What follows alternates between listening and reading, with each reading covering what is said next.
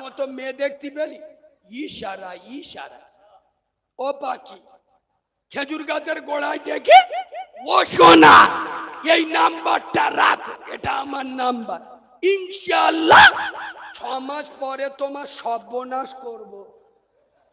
শোন মুসলমানের বাচ্চা, তোরা যারা মেয়েদের ফোন নাম্বার দিস, আমি বাচ্চা মাওলানা কারিমুল্লাহ জেহাদি শেষ রাতে আল্লাহ এবং নবী মুস্তফার ফোন নাম্বার তোদের হাতে তুলে দিয়ে যাচ্ছি। নোট করে নে, আল্লাহ এবং নবী মুস্তফার ফোন নাম্বার 4 12 8 7 17।